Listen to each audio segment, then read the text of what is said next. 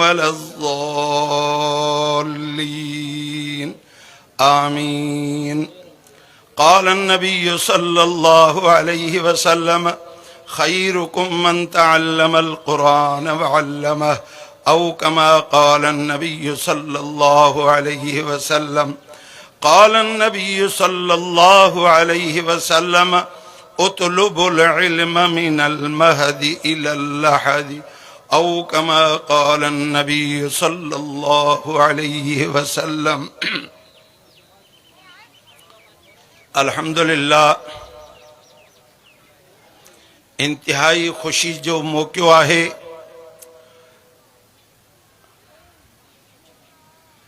जे हज़रत साईं चाचा साईं मौलाना सिद्दीक़ अहमद साहब शफ़क़तुनि सां घुरायो आहे, लेकिन उन्हनि जो हुक्म भी काफ़ी हो, हुक्म जी भी ज़रूरत न हुई, घर हो अचणो हुयो, लेकिन उन्हनि जी शफ़क़तुनि जी छा ॻाल्हि कजे। अल्लाह से उन्हनि जे इल्म में, अमल में, इज़्ज़त में, औलाद में बरकत अता फ़रमाए। उन खां बाद में हर जलसे जो उन्वान हूंदो आहे, हर हिकिड़ो पंहिंजो माफ़िज़ ज़मीर इश्तिहार ते नालो रखंदो आहे। फलाणे जे नाले सां अल्हम्दुलिल्लाह हिकिड़ा जलसे सीरतुन नबी सल्लल्लाहु अलैहि वसल्लम, तहफ़्फ़ुज़ दीनी मदारिस, ख़िदमात दीनी मदारिस, मुख़्तलिफ़ उन्वाननि सां इश्तिहारनि ते दावत रखी वेंदी आहे। लेकिन हज़रत साईं सिद्दीक़ अहमद साहब खे जस हुजे, जंहिं असां निंड पयलनि खे सुजाग कयो, जंहिं नालो रखियो कॉन्फ्रेंस जो इमामुल हुदा कॉन्फ्रेंस।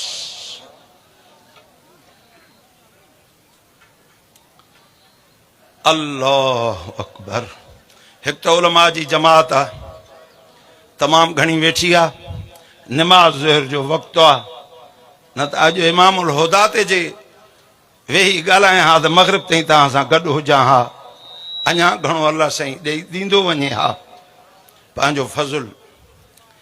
इमामुल हुदा, हिदायत जो इमाम। हिदायत चइबो आहे रस्ते खे, माना रस्तनि ॾेखाइण वारनि मां रस्ते ॾेखाइण जो इमाम।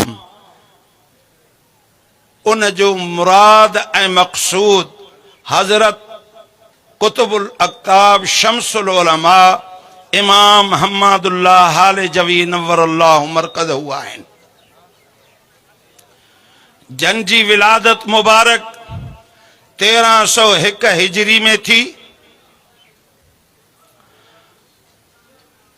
कमो पेश वक़्त 20-25 सालनि जे अंदर वतन जी आज़ादीअ जे इमाम सैयद अबुल हसन ताज महमूद शाह अमरोटी रहमतुल्लाह अलैह जी ख़िदमत अक़दस में था अचनि ऐं पहिरीं मजलिस जे अंदर पंहिंजे शेख ऐं मुर्शिद जे साम्हूं कंध झुकाए जे वेही रहिया। इशा नमाज पढ़ी करे असुर जो हज़रत साईं अमरोटी रहमतुल्लाह अलैह उथिया। चयोसि पुट तूं अञा हिते वेठो आहीं? चई साईं मां हिते वेठो आहियां। पाण उन जे संगती फ़कीर अब्दुल गनी पल खे फरमायूं, जेको कुझु ॾियणो हुयो असां हिन खे ॾेई छॾियोसीं ऐं ॾिनऊं कुझु बि कोन, लफ़्ज़ कोन चयोसि त हे वज़ीफ़ो पढ़ो, हे विर्द कर, ही ज़िक्र कर, न। यहदिल्लाहु लिनूरिही मन यशा व यज़रिबुल्लाहुल अमसाल लिन्नास। जंहिंखे रब हिदायत अता कंदो आहे ऐं उन्हनि जे कल्बनि ते नूर जी तजल्ली रखी, पोइ फरमाए नूरुन अला नूर, यहदिल्लाहु लिनूरिही मन यशा।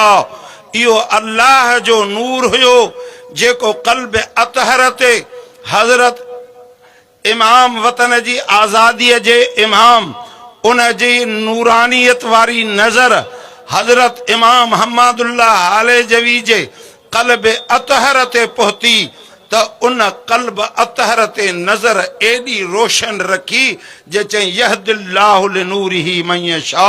हाणे असां इन खे उहा हिदायत कई अथसे जंहिंजे नाले सां सुभाणे इमामुल हुदा कॉन्फ्रेंस थींदी। उहो इमाम आहे, इमाम जी सिफ़त जेको घणनि शयुनि जो मिसदाक हुजे ऐं सभु कम में पहिरियां पहिरियां हुजे। असां मस्जिद शरीफ़ में जेको मुसल्ले ते वेंदो आहे उनखे इमाम चवंदा आहियूं। माना हिन निमाज़ पढ़ाइण जी सलाहियत असांजे तमाम जमातुनि जी हिन में अहलियत आहे, तंहिं करे हीअ असांजो इमाम आहे। असां इन जे करे उनखे इमाम चवंदा आहियूं। इन जे करे जेके हज़रत सईं हमादुल्लाह रहमतुल्लाह अलैहि जी मलफूज़ात शरीफ़ लिखनि पिया, ख़ुतबात हालेजवी लिखनि पिया, अल याक़ूत वल मरजान लुगातुल क़ुरान जो किताब जेको इमाम हम्मादुल्लाह लिखी वियो, जेको अल लोलो वल मरजान लुगातुल क़ुरान जो किताब लिखी वियो, जेको अल इशारातुल हम्मादिया फी हल मौज़लातिल क़ुरानिया जंहिं ते पाण रोज़ानो दौर क़ुरान शरीफ़ ते कंदा, उन ते अरबीअ में इशारा लिखंदा, त उन किताब खे हज़रत इमामुल मुजाहिदीन साईं अब्दुल समद नव्वरल्लाहु मरक़दहू उन हमाइल शरीफ़ खां खणी करे हिकु किताब थो रखे। किताब जी जॾहिं तरतीब ठही थी वञे उन वक़्तु जेको जामे इस्लामिया बिनोरीअ टाउन जो मुहतमम ऐं शेखुल हदीस हज़रत मौलाना मुफ्ती हबीबुल्लाह मुख्तार साहब रहमतुल्लाह अलैहि उन चयो त हिन जो नालो मुंहिंजी दिलि जे हवाले कयो। मुंहिंजी दिलि तमन्ना करे थी त मां हिन शइ जो नालो रखां, सुणा मूंखे इजाज़त ॾे। हज़रत सां अक़ीदत ॾाढी घणी हुई। उन चयो त मां हिन जो नालो रखां थो अल इशारातुल हम्मादिया फी हल मौज़लातिल क़ुरानिया। साईं जन चुस त तूं त इहो रखें थो, पर साईं जन जी लुगत जेकी लिखी विया हा उन जो नालो अल याक़ूत वल मरजान हज़रत इमाम यूसुफ बिनोरी रहमतुल्लाह अलैहि रखियो हो, जेको हज़रत सैयद अनवर शाह काश्मीरी रहमतुल्लाह अलैहि जो शागिर्द हो, जेको चवंदा हा चलतो पुलतो कुतुब खानो हो। एॾो इमाम बिनोरी खे ज़हन ऐं हाफ़िज़ो ऐं इल्मु हुयो जे दुनिया दंग रहिजी वई जॾहिं हाले जी शरीफ़ में इमाम हम्मादुल्लाह हालेजवी नव्वरल्लाहु मरक़दहू जी कदम बोसी में अचे तो, चहे तो मैंने दो शख्सों को देखा, एक हिंदुस्तान के अंदर दूसरा पाकिस्तान के अंदर, जो पाकिस्तान वाला है हिंदुस्तान वाले से आगे है। इहो अल्लामा पूरे पाकिस्तान जे अंदर अगर सिर ऐं मग़ज़ चयो वञे त उहो इमाम यूसुफ बिनोरी रहमतुल्लाह अलैहि जो इदारो आहे।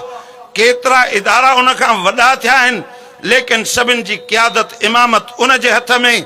उन इमाम हम्मादुल्लाह हालेजवी जी क़ुरान जी ख़िदमत जी मथां नालो अल याक़ूत वल मरजान रखें, अल लोलो वल मरजान लिखें। उन जे नाइब उन जे वञण खां पोइ जेकॾहिं साईं जन जी हमाइल शरीफ़ तऊं वालिद साहब नव्वरल्लाहु मरक़दहू उहे तरतीबां गॾु कयूं त उन जो नालो अल इशारातुल हम्मादिया लिखियईं।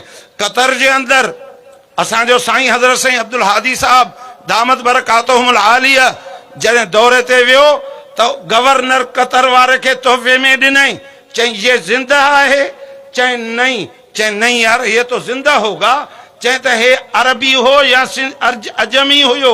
चए हुन चुस त हे सिंधी हुयो।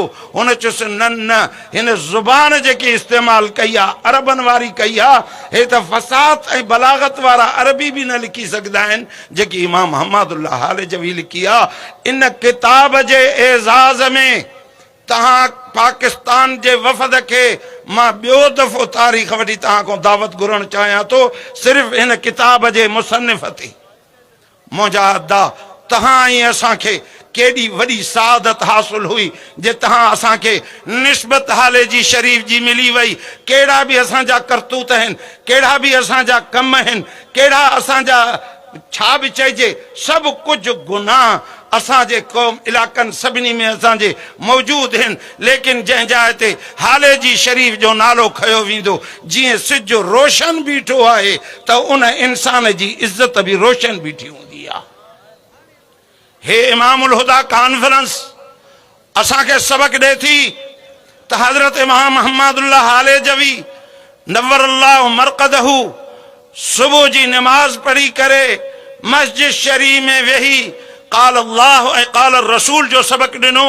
11 ऐं 12 थी वञनि, उन खां बाद में शाम जो अची 12 बजे खां अची औरतुनि खे तबलीग दीन ऐं ज़िक्र अज़कार सेखारिनि ऐं ज़ोहर खां बाद इशा ताईं वरी क़ाल अल्लाह क़ाल रसूल सेखारिनि त राति ऐं ॾींहं जी ज़िंदगी उन्हनि जी 82 साल ज़िंदगी, उन 82 साल ज़िंदगी जो हिस्सो ॾिसो त पाण फरमायूं त असां जेको ही कमु सिखियोसीं ऐं मां मुसलमान थियुमि, हज़रत ताज महमूद अमरोटी रहमतुल्लाह अलैह जे हथ ते जॾहिं बैयत कई, कलमो पढ़ी पोइ मां मुसलमान थियुसि।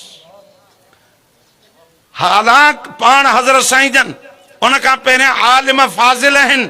सनन काज़ी हबीबुल्लाह काज़ी अज़ीज़ुल्लाह दारुल हुदा ठेड़ी जे मदरसे जा मुहतमम हज़रत साईं जन वटि नंढे हूंदे पढ़दा हुआ, उहे फारिग़ थी विया आहिनि, उन्हनि खे पढ़ाइनि था पिया। लेकिन छा चयूं, कलमे जी माना सेखारियूं।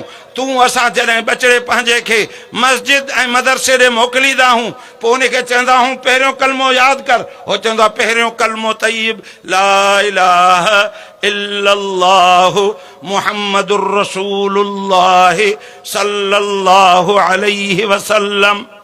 ईअं चवंदो न बा, हाँ पाण सभु मुस्लमान कलमो पढ़ंदा हूं न, हिकु दफ़ो पढ़ी त ॾेखारियो पहिरियों कलमो तय्यब ला इलाहा इल्लल्लाहु मुहम्मदुर रसूलुल्लाह सल्लल्लाहु अलैहि वसल्लम। इहे असांजे ॿार खे कलमो सेखारियोसीं। इहो ॿार असां मुसलमाननि जे घर में पैदा थियो। हदीस मुबारक में अचे थो कुल्लु मौलूदिन यूलद अलल फितरतिल इस्लाम फाबवाहु औ युहव्विदानिही औ युनस्सिरानिही औ युमज्जिसानिही। सभु बच्चो नंढो ॿार जेको अम्मा जे पेट खां अचे थो उहो फितरत इस्लाम ते ईंदो आहे।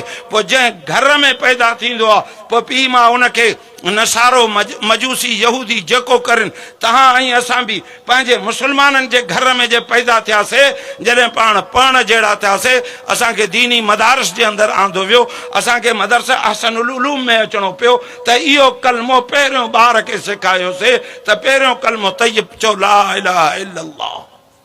उन खां बाद में जॾहिं इमाम अहमदुल्लाह हालेजवी नव्वरल्लाह मरक़दहू पंहिंजे ॾुखनि ऐं बुखनि जे ज़िक्र फरमायो आहे, काश के उन जी मलफूज़ात पढ़े, काश के उन जी को तारीख़ पढ़े, काश के उन जी हिदायत खे को पढ़े त उन्हनि जी ज़िंदगी सवारजी वञे। पाण फरमायो मूंखे अधु हथ ते टुकुर मिलंदो हो, हथ जे टुकुर मिली करे इन ते तालीम हासिल कयईं, मौलवी थी वियो, फारिग़ थी वियो, मौलाना उबैदुल्लाह सिंधी जी ख़िदमत में वियो, उस्तादुल कुल मौलाना मोहम्मद साहब रहमतुल्लाह अलैह ताज पोशी फरमाई, आलिम थी वियो। चई वयो अल्लिमुहुमुल किताब। हाणे बचड़ो मदरसे खां अची करे क़ाइदो पढ़ी, नाज़िरा क़ुरान शरीफ़ पढ़ी, हाणे अहसनुल उलूम में अरबी किताब थो पढ़े। जॾहिं अरबी किताब पढ़े त हाणे उनखे पंहिंजे उस्तादनि माना सेखारी। चई ला इलाहा इल्लल्लाहु मुहम्मदुर रसूलुल्लाह सल्लल्लाहु अलैहि वसल्लम। त कोई भी इलाह नाहे, कोई भी रब नाहे, कोई पैदा कंदड़ कोन्हे ऐं नबी पाक सल्लल्लाहु अलैहि वसल्लम को सवाइ कंहिंजी ख़त्म नबूअत न हलंदी, कंहिंजो तरीक़ो न हलंदो। ख़त्म नबूअत मुहम्मद अरबीअ ते ख़त्म आहे, ख़ुदा जी ख़ुदाई ख़ुदा ते ख़त्म आहे। तंहिंजे करे ला इलाह जो इनकार कर त कोई इलाह नाहे मगर हिकु अल्लाह आहे ऐं मुहम्मद रसूलुल्लाह सल्लल्लाहु अलैहि वसल्लम अल्लाह जो आख़िरी नबी आहे ऐं रहबर ऐं रहनुमा आहे। जॾहिं इहे शयूं पढ़ी चुको हो, उन खां पोइ हज़रत साईं ताज महमद अमरोटी रहमतुल्लाह अलैह सां जॾहिं इमाम हम्मादुल्लाह अलैह जवी नव्वरल्लाहु मरक़दहू जॾहिं कलमो पढ़ी बैयत तो करे पोइ चवे तो ला इलाहा जी माना सिख, चवे तो ला इलाहा हाणे अल्लाह तो कोई कोन्हे, महबूद तो कोई कोन्हे, मुझो मोहसिन मुरब्बी तो बियो कोई कोन्हे, पर हाणे हीअ शइ सिखी आहे मां हज़रत साईं अमरोटी रहमतुल्लाह अलैह जे हथ ते बैयत करे कलमो जेको पढ़ियो ला इलाहा इल्लल्लाह मुहम्मदुर रसूलुल्लाह सल्लल्लाहु अलैहि वसल्लम, त मूंखे हज़रत अमरोटी जे सबक उन इहो सेखारियो ला महबूब इल्लल्लाह, दुनिया में तोखे औलाद सां मोहब्बत, दुनिया सां मोहब्बत, ख्वाहिशात सां मोहब्बत, काई मोहब्बत न है, खत्म मोहब्बत, मोहब्बत हिक अल्लाह सां। चए ला महबूब इल्लल्लाह वला मकसूद इल्लल्लाह वला मतलूब इल्लल्लाह वला मौजूद इल्लल्लाह। दुनिया में जंहिंमहिल मूंखे कब्र में खणी था वञनि, मिट माइट छॾे था वञनि, दोस्त अहबाब छॾे था वञनि, माल मिल्कियत छॾिजी थी वञे, मुंहिंजा लटा कपिड़ा लाहे था छॾनि, मुंहिंजे मिल्कियतुनि मां बंगले मां कढी मूंखे हिकिड़ी खॾ में था सटनि। मुंहिंजे नबी पाक सल्लल्लाहु अलैहि वसल्लम फरमायो इहा खॾ या त इंसान जे लाइ जन्नत जे बागन मजो बाग बणबी या जहन्नम जे बठन मजो हिकिड़ो बट्टो बणबी। मुंहिंजा दोस्त तंहिंजे करे उन इमामुल हुदा हज़रत हम्मादुल्लाह अलैह जवी नव्वरल्लाहु मरक़दहू मीर हसन खोसो ठुल स्टेशन ते उन गोठ में मौलाना अब्दुल वहाब खोसो, मौलाना धनी बख्श दलेलपुर वारो ऐं ॿिया केतिरा उलमा किराम उन जी मौजूदगी में चए त अदा मां त मुसलमान तॾहिं थियुसि जॾहिं हज़रत ताज महमूद अमरोटी रहमतुल्लाह अलैह जे हथ ते बैयत कयमि। उन मूंखे सबक सेखारियो ला इलाहा इल्लल्लाह जी हाणे माना थी ला महबूब इल्लल्लाह, सब फनाइयत आहे। छो साईं चए कुल्लु मन अलैहा फान व यबका वजहु रब्बिका ज़ुल जलाल वल इकराम, हर शइ खे फनाइयत, अबू अम्मा छॾे विया, भाइर छॾे विया, दोस्त छॾे विया, पैसा निकिरी विया, खीसा कपिड़ा लाहे छॾियो, माल मिल्कियत खसिजी वई, कुझु बि न रहियो। हाणे हिकिड़ी ज़ात अल्लाह जी आहे। हाणे इन अल्लाह जी ज़ात सां साईं हमादुल्लाह चयो सबक सिखो ऐं मां बि वेही इन ला इलाहा इल्लल्लाह जी माना तव्हांखे क़यामत ताईं ॾसिलियो थो वञा। ला महबूब इल्लल्लाह वला मतलूब इल्लल्लाह वला मौजूद इल्लल्लाह, न तव्हांजी मोहब्बत गैर सां हुजे, न तव्हांजो मतिलबु कंहिं गैर में हुजे, न की मौजूदी कोई गैर आहे, हर हिक खे फना आहे। तूं जॾहिं इहो सबक पको कंदे, जॾहिं तोखे क़ब्र में छॾींदा, पोइ तूं क़ब्र में तोखे सुवाल थींदो मर रब्बुक, तुंहिंजो रब केरु आहे, त यकदम चवंदे त मुंहिंजो महबूद बि ॿियो न हुयो, मुंहिंजो मक़सूद बि ॿियो न हुयो, मुंहिंजो महबूब बि ॿियो कोई न हुयो, सिर्फ़ु मुंहिंजो मक़सूद, सब मुझो महबूब, मुझो मतलूब, मुझो मौजूद इल्लल्लाह। दुनिया में ऐलान करे आयो हाँ तमाम सब शय को ताल्लुक खत्म क्यों, अल्लाह से ताल्लुक कायम क्यों आ। तय करे तू केड़ो सवाल तो करे फरिश्ता मुनकर नकीर मुखो त मर रब्बुक, वो चंदस तुझो के रब्बा। सही गुलाम मुस्तफा साहब हदीस में अचे तो न सही त फरिश्तन को सवाल कंदो त माखो था पुछो मर रब्बुक, तहां जो रब केर आ। इहो इमाम हुदा सबक सिखाए वियो असांखे त रब साईं सां ताल्लुक जोड़ियो, कुरान सां वाबस्तगी रखो, मुहम्मदुर रसूलुल्लाह खातमुन नबियीन त तू चयो, पर अॻियों कुरान शरीफ तो चवई खातमुन नबियीन खे भी तस्लीम करियो थी। मा कान मुहम्मदुन अबा अहदिन मिन रिजालिकुम वलाकिन रसूलुल्लाह व खातमुन नबियीन। मुहम्मद अरबी सल्लल्लाहु अलैहि वसल्लम ते असां खत में नबूवत रखी छड़ी से, ताज सजो नबूवत जो इमामुल अंबिया खे अता कयोसे। इन को सवा बियो नबी न ईंदो, बियो दीन न ईंदो, बियो कुरान न ईंदो, बियो किताब न ईंदो, बी उम्मत न ईंदी। इन जे करे चई ता लक़द कान लकुम फी रसूलिल्लाह उसवतुन हसना। इमामुल हुदा चयो पंहिंजे जान ते 5 फुटन जे ज़ाहिरी जिस्म जे अंदर तहां अगर तरीक़ो अपनाइणो आ, सीरत अपनाइणी आ, सूरत अपनाइणी आ त नबी पाक सल्लल्लाहु अलैहि वसल्लम जी सीरत ते अच। तॾहिं जाहिलन सां जंहिंसां बैयत कई, अणपढ़ियलन सां कयई, धनारन सां कयई, कुड़मिन सां जंहिं बैयत कई इमामुल हुदा खुदा जो कसम खणी मां चवां थो त रब साईं उन जी औलाद खे आलिम ऐं फाज़िल ऐं कारी बणाए छॾियो आहे। मुंहिंजे चशमदीद चओ त मां फ़हरिस्त तव्हांखे लिखी ॾेखारियां ऐं लेकिन उन्हनि जे पंहिंजे जिस्म ते छा असर हुयो। हज़रत जी बैयत जे सदके पटको कॾहिं न लाथऊं, तहजुद कज़ा न थियो, क़ुरान जी तिलावत सॼो ॾींहं जा शौक़ीन, इशराक कज़ा न थियो, ज़िक्र कज़ा न थियो। हिणाई अची वई, पाण में उहो फ़िक्र पैदा कयूं। जॾहिं फ़िक्र सबक़ पहिरियों ॾिनो, पाण फरमायूं ला इलाहा इल्लल्लाह सां ॿ ज़हन में फ़िक्र बि रखो। हिकु, दुनिया में सभु शइ मूंखां भली आहे, ख़राब में ख़राब आहियां त मां आहियां। हुन चयो साईं इहो कीअं, मां कीअं ख़राब आहियां? हुनखे अल्लाह सही चयो, सोच इंसान फल फ्रूट तूं ॾिसें थो 100 रुपए किलो लॻो पियो आहे, के 1000 रुपए बादाम अखरोट इहे वठी करे खाए थो, तूं उन्हनि में ख़राब आहियां त मां ई आहियां। सभु इंसान बि भला, सभु जानवर बि भला, मूंखां हर मख़लूक मूंखां भली। अगरि ख़राब आहियां त मां आहियां। पंहिंजे नफ़्स सां मुखातिब थी, उन खां पोइ ॿियो फ़िक्र कर त मां जेको ला इलाहा इल्लल्लाह कयां थो, अल्लाह जी ज़ात जी रज़ा जे लाइ कयां थो, पंहिंजे शेख ऐं मुर्शिद खे ख़ुशि नथो। सभु फ़नाइयत वारा आहिनि। कुल्लु मन अलैहा फ़ान व यबक़ा वजहु रब्बिका ज़ुल जलाल वल इकराम। हर शइ खे फ़नाइयत बका अल्लाह जे नाले के इमामुल हुदा चयो, तहां इहे ॿ फ़िक्र करे इहो ला इलाहा इल्लल्लाह पढ़ो, पोइ तहां जॾहिं क़ब्र में वेंदो, मर रब्बुक फ़रिश्तो खां पुछंदो त तुंहिंजो रब केरु आहे, मन नबीयुक चवंदो मुहम्मदुर रसूलुल्लाह, मन दीनुक इन दीन इंदल्लाहिल इस्लाम।